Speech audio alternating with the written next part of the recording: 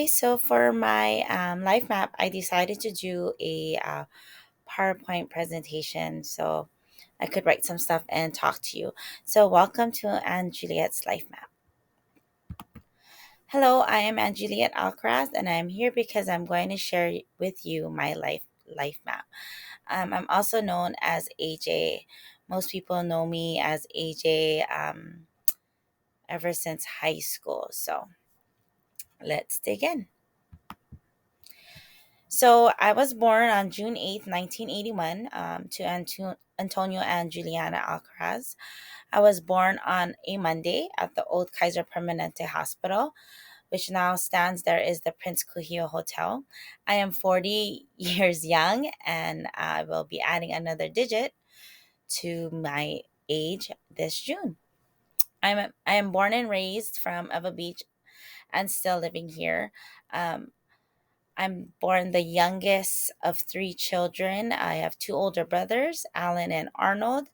I'm born into Catholicism and also into a multi generational home and culture. I am three quarters Filipino. I am a quarter Tagalog, a half Ilocana, a little bit of Visayan, and a quarter Spanish. I am a second generation immigrant. My parents are first generation immigrants. They migrated here from the Philippines. Through my life, I've gone through many obstacles and seen many things. I have been down and out, and I triumphed through different times of my lifetime. So, now let me take you through a little cap of my life map. So growing up, um, I grew up with my grandmother. So my grandma, also known as Lola Severe, my parents petitioned her to help raise me while my parents worked. My parents were in the working class, so she raised me, and I miss her. Actually, doing this life map brought so much memories of my grandmother. I truly do miss her. I'm grateful that I was able to have her in my life, because most some children don't get that chance, but I really I'm glad that she raised me. So for the first actually, yeah, since I was, I think, one, is when my parents petitioned her. I had my paternal grandparents, but they left to go back to the Philippines, and then that's the reason why my parents petitioned my grandma Severe, my Lola Severe. So I went with her everywhere, anywhere. Um, she raised me for the from one till about going till actually going through grade school. Actually, through all my from kindergarten, from one to all the way up until I graduated. She was my caretaker, my guardian. So she's so special to me because one, she raised me. Two, she taught me a lot of things. I learned more cultural background from my grandma growing up with her. She would, tell me some customs that I needed to do. Um, she taught me many things.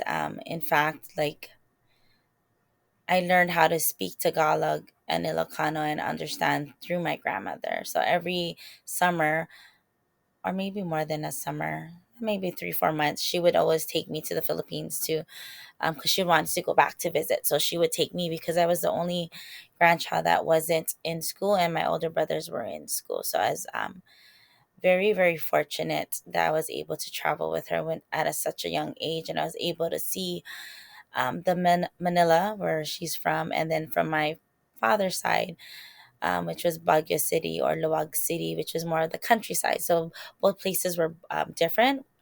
Um, the Manila side was my grandmother's side, which they spoke Tagalog, and then my father's side, they spoke Ilocano.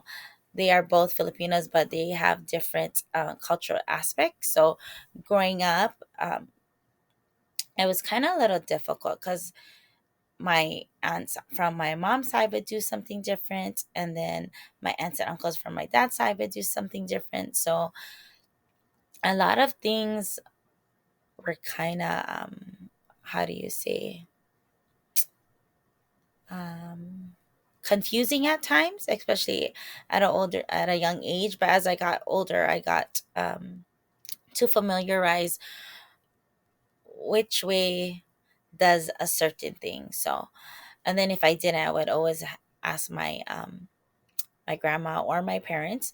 Um, don't get me wrong, my parents was in my life, but I was raised from my by my grandma because she was always home.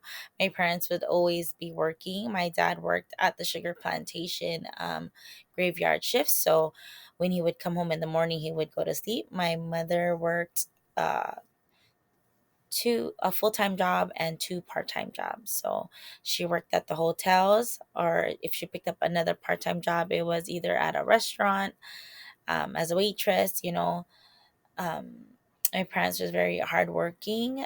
Um, we did have a multi-generational family. My parents petitioned their siblings, and then at our household we had more than, I want to say, six families, and along with my cousins. So growing up, it was very tight knit. I didn't just have my grandma, I also had my aunts and my uncles that was there. Also with my brothers, they all helped support us as we grew up. um, Growing up, my grandma taught us a lot of things. And the next quote that I'm going to say that she taught me was, in Tagalog, which is, tandaan na igalang ang iyong mga nakatanda at palaging tratuhin ang mga tao kung paano mong gustong tratuhin. Laging ka magalang. So, in essence, this is, always respect your elders, always treat them how you want to be treated, and always be respectful. My grandma always believed that you should respect your elders, even if it doesn't even need to be like, kupuna. If you're younger, like my older brother or my older cousin or whatnot, it doesn't matter, doesn't discriminate. As long as you're younger than a person, you would always respect them, and you would always give that same respect to them, and always respect them, and always treat them nicely, and treat them how you want it to be treated. My grandma was very um mahigpit.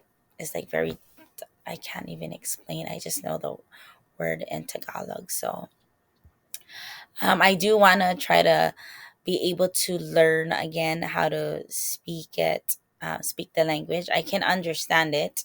I can translate what they're saying and understand what they're saying.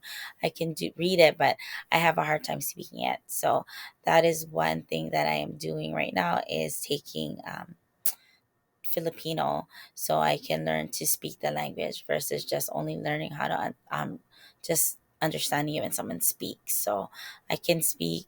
I mean, I can't speak. I can understand Ilocano and Tagalog, from my culture background. So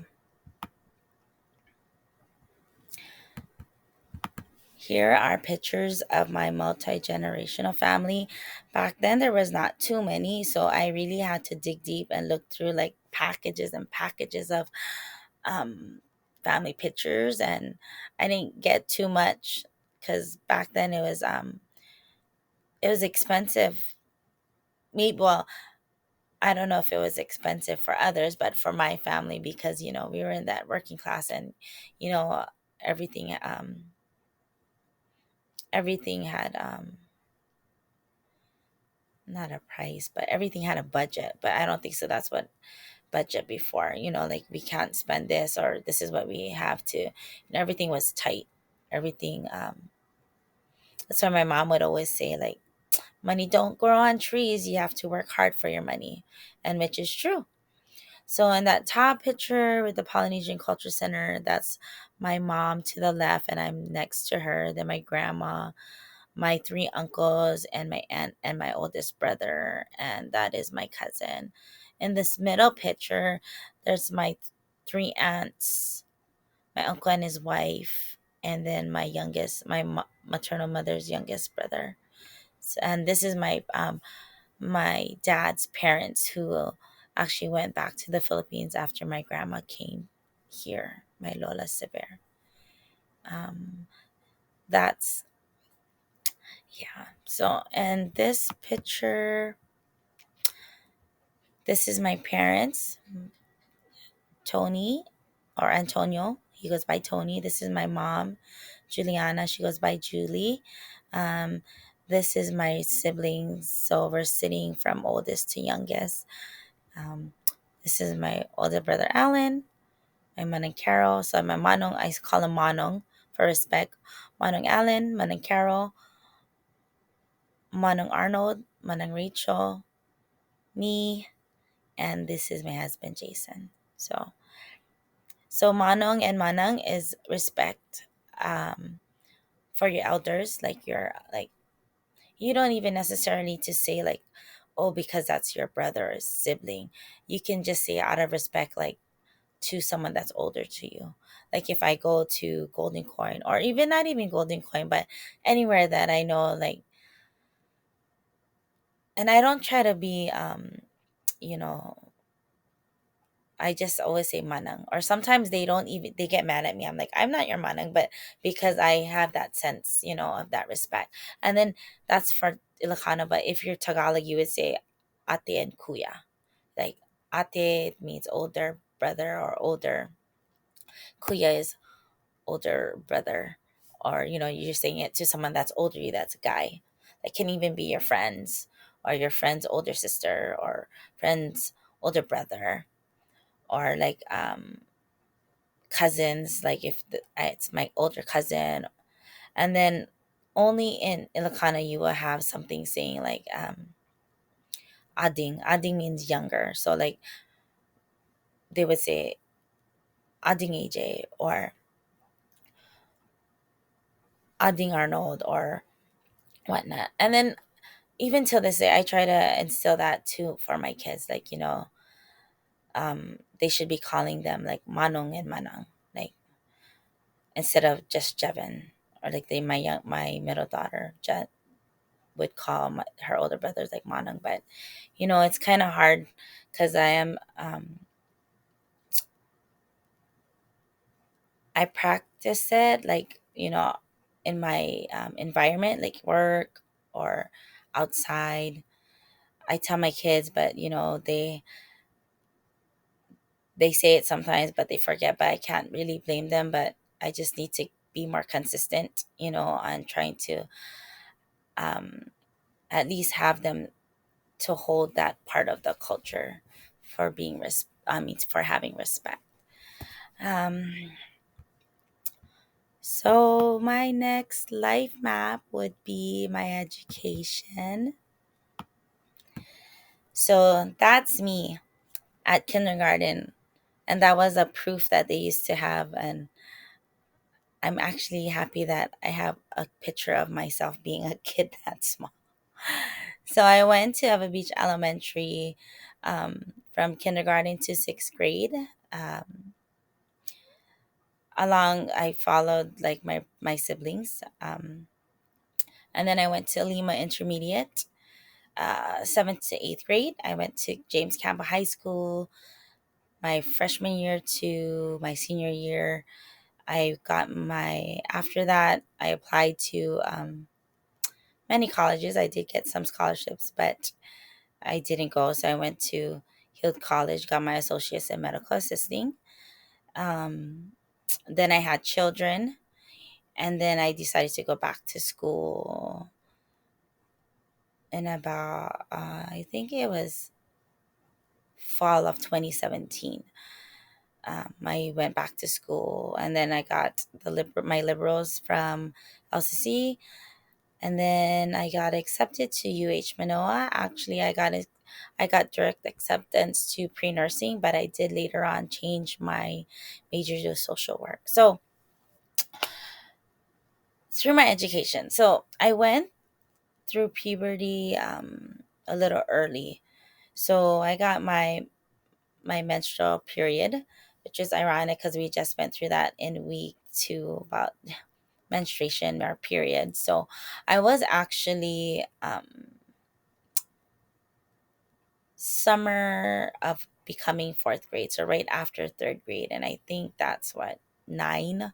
I can't exactly remember the age, but I remember, getting it and telling my mom after, because I couldn't find the pads. I couldn't find, yeah, the pads for it. I looked underneath, and then I finally had to tell her that I had it. So the day that I got it, I remember I got some tissue because I went to the bathroom, and I'm like, oh my gosh, blood. So, I wrapped my toilet paper, put it in there, my panty. I tried to wash my panty because it was so dirty and it couldn't come off because there's blood. So I threw that panty away. I was in panic mode. And then I remember my brother saying, like, hurry up, get out of the bathroom. And I said, and I panicked and I didn't know what to do. And then, so my mom came home that day. We went to Foodland, and in Eva Beach, it was small, like literally, like everybody knew everyone, like my mom's friends. So walking into Foodland, my mom seen her friend, and they talked story in the beginning, and I could understand already the language. They weren't talking English. They talked Tagalog. And they're talking about me, saying, "Oh yeah, that I got my menstruation," and oh, and then they started to talk about things that culturally based, like what you need to do, um, and I was ashamed. Like I didn't like I hid behind my mom because I was so young. I I I couldn't even think that I actually had my period, and it was just like third grade summer. I was gonna become fourth grade. No one in my neighborhood had it. Um, I was about the youngest in the block, and even in my other neighborhood friends, they never got it. Like so, I didn't want to bring it out, or I remember also too. That was the week that we were supposed to go to Ice Pond. So back then our beach was full of like sugar cane, so we had to do whatever. So there was an ice pond there, and they're like, oh, why don't you swim? Like, I cannot say why, because I had my period. I didn't want to gross people out. So but although I was young, I think I handled it very well. I didn't, I guess I was ashamed of it because I was young and no one else was in the same predicament as I was. But I had my aunts, my grandma, my mom, my cousins, my older cousins. Um, what's grateful about it was that, oh yeah, so culturally, when you get your period, not all follow that. I guess it depends in what barangay or what community, I guess. So like in my mom's area, they said that once you get the day that you get the period, you have to find stairs and you walk to the third stair and jump 3 times, so you don't get you only get your period for 3 days. So I did that, and then with the first blood you use that to wash your face so you don't get any pimples and your face stays clear. That was the most hardest thing that I had to do at 9 years old, was do that. And I didn't understand what was the whole reasoning to it. Even if they told me because of pimples, I didn't even know what was pimples at that age, but they said so my reflection looks nice. I did it because I had to. Because that was my mom telling me and my grandma saying, "Oh yeah, you have to do this and you have to do that." There's a lot of things that I had to do that I didn't understand. But when and I still don't understand to this day, because even after I did that, my periods was it was heavy, it was longer than 3 days. The only thing that maybe I think could have been that really helped was really putting the first blood of my menstruation on my face, because I didn't really have that much breakouts throughout. Um, what also, like, going through, I didn't develop, like those parts like big brass, or um at such an awkward age. I didn't get that until like noticing body parts appearing until like sixth grade, but everyone already was developing. The only thing that was really bad was that after I got my period, I stayed the same height, although I was like almost the tallest girl in the class at that time, but I became the shortest person because of me getting my menstruation. I literally only you know grew another inch after that. So my intermediate days was great. You know, Campbell was great. Actually, it was all good, but the only thing is that I had to always compete with my brothers. Like if someone had, we were always in competition of everything. It was like it was typical. I don't know if people would say like typical Filipino. I gotta have good grades. Everything is about school, or you gotta have an A. That's how I was brought up. Like I either have to be the same level as my brothers or beat them. So like even like electives, I did electives that I don't even know why I did. Like I did like band, which was great. I did band. I like band. Because my brother did band. I wanted to do other stuff, but that didn't happen. I did bowling because I was brought into bowling also because my dad was a bowler. So I junior bowled from 5 years old until I joined bowling in school, in intermediate and high school. I still bowl when I have time. That's, my self care. If I do have time, I use that. I bowl with my husband. So we have a league. I'm a sub. Um, how do you say? I came a little rebellious during high school because, of having that path that I needed to follow that was predestined. Yeah. Um, I joined ROTC. I did everything. I don't know, how people say correct. I did everything correct in my parents' eyes. More so my mom. My mom was more of like the dominant parent. I guess my dad was more lax, you know. But she came a little easy after. Um, so yeah, I came rebellious. Then I didn't go to college at where I expected, where my scholarship was. I stayed here. I attended Hill College. I got my associates in medical assisting. I did get pregnant at the age of 19. I did give birth at 20. Um, in my family, that was young compared to my cousins or even my siblings. So that was a matter in itself. But I do appreciate my older brother actually sticking up for me at that time, and also my grandma. Um, so I had children. So my first child, my next slide is Jasper Days. I gave birth October 14th, 2001. I gave birth a week after my finals. I was so determined because I had to go to school all pregnant that I went to my graduation the day of discharge. So Jasper's was 3 days old.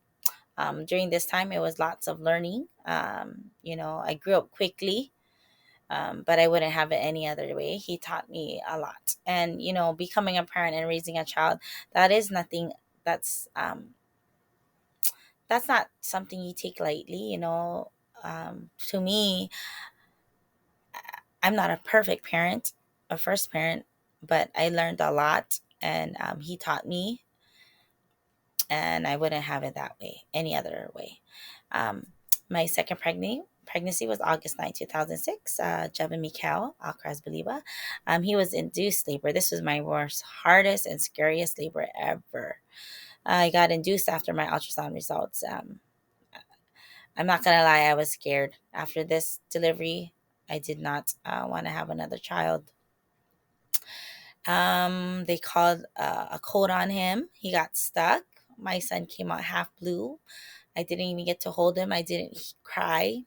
They called a cold on him, and they called a cold on me too. Yeah, so this was the hardest. And he's old already, so every time I talk about it, kind of gives me some, flashbacks. But after I got discharged from there, we had to we got discharged and had to go cap because his bilirubin was really high. He's really jaundice, really, really, really bad. So we was there like a week too.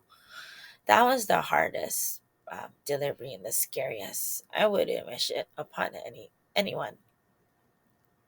But yeah, Um, my next one, my next child was my number three. Generally Ashley Alcaraz Belima, my only daughter, my princess. She was born January 14th.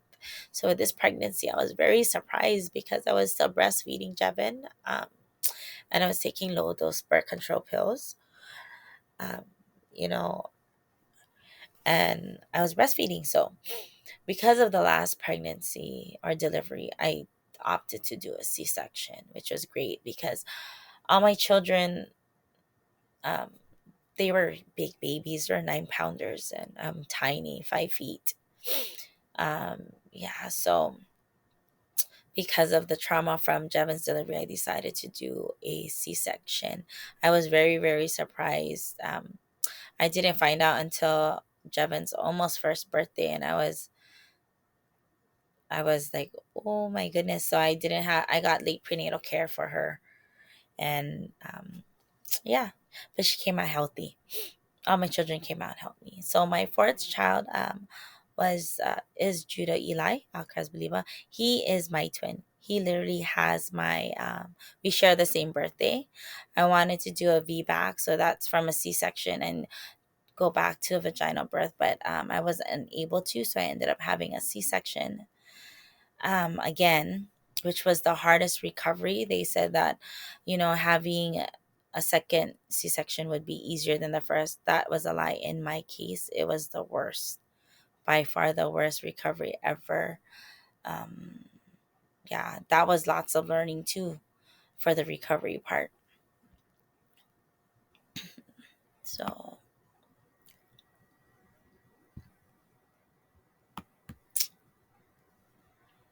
my last and miracle baby, I call him Jedekai Luke.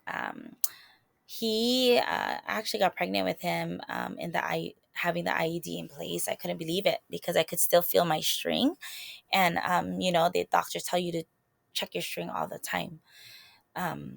So when I found out about him, I cried. I was at work.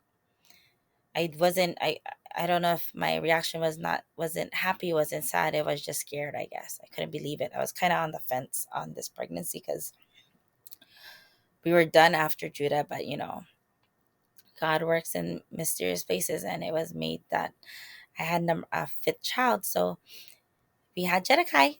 Um, After this, when I decided to tie my twos because I was like, oh no.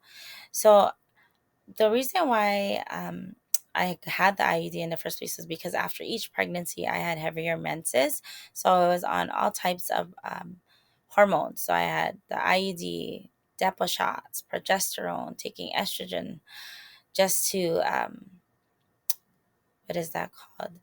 To tame my periods after my pregnancy. So it got to a point where um, ended up going to, I think, Kapilani Women's and Children to do blood transfusion just for that. So um, I ended up tying my tubes after that, hoping that it would help, but it didn't.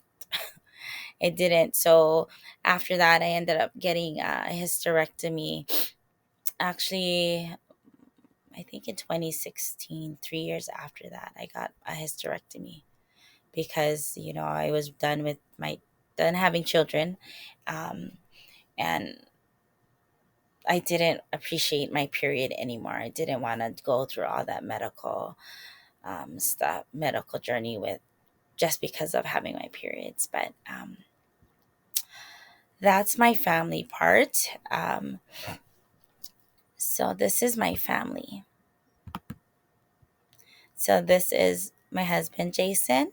This is Jasper, Javin, Jenna, Judah, Jedekai, and me. So I stress to my kids all the time, like, respect each other, family, be a tight family, because that's how I grew up also. So I would like my family to be, you know, tight also, be close. Like even if they're far, like my oldest son, he's in the Air Force, so he's in Alaska. So even though that they're far, we made a pact that we would keep in contact, stay as close as we can, even though he's so far away. And then out of my children, um, Jasper, Judah, and Jedekai is the easy category, and then Jevin and Jenna is more the slow to warm category. Um, and I think it's funny because my husband is the slow to warm, and I am the easygoing. So we have three. I have three, and he has two, and we all. However, we all have some characteristics of each, but that's what we pull more.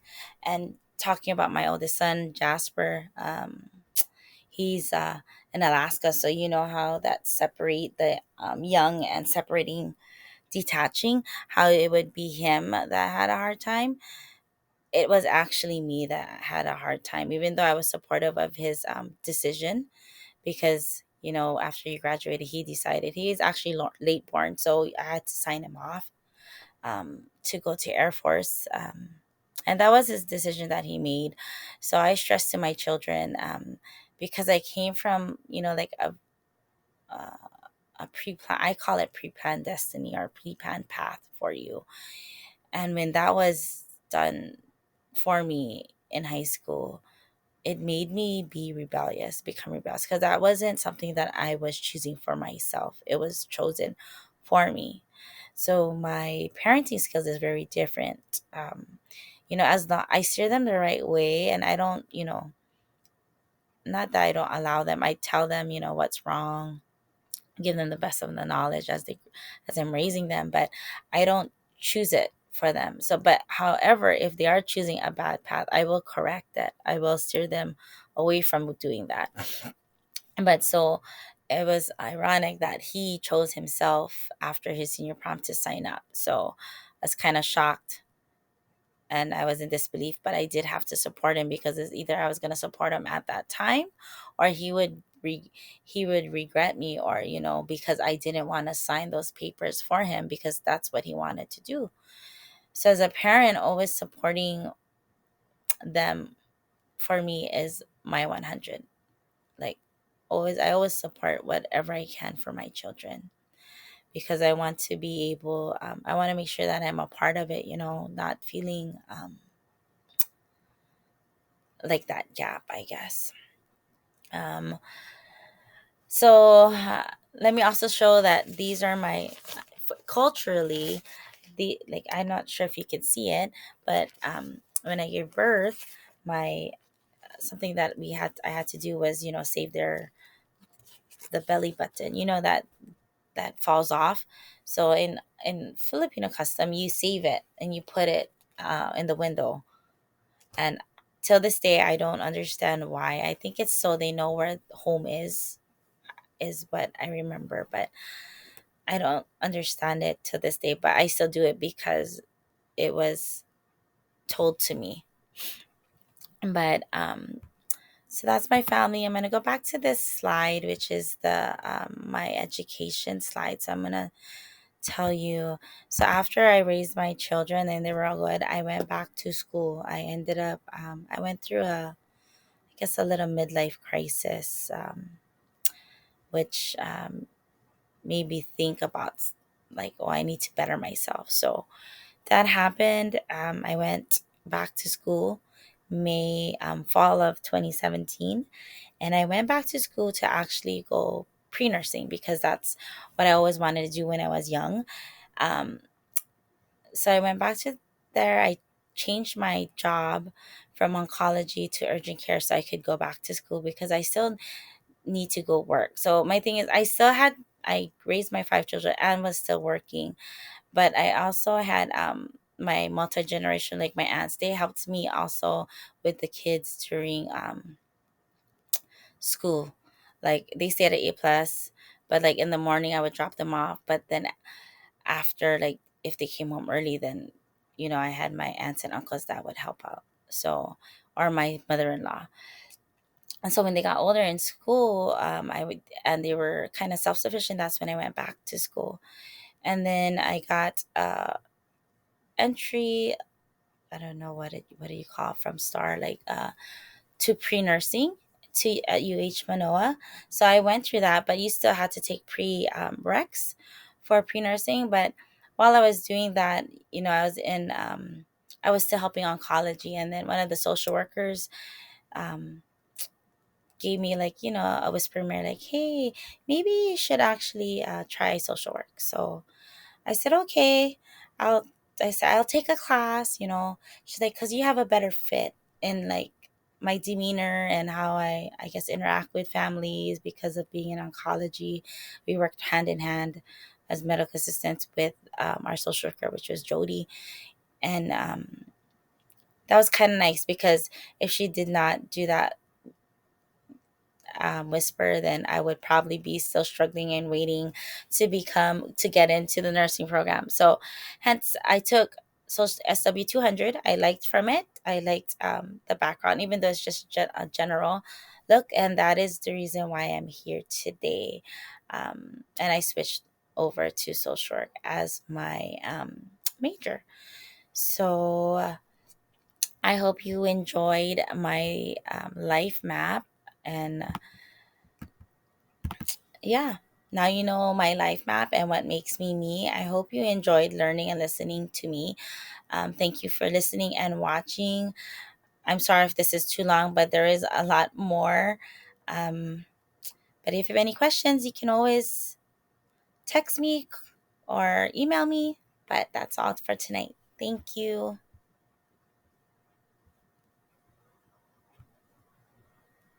Mahalo.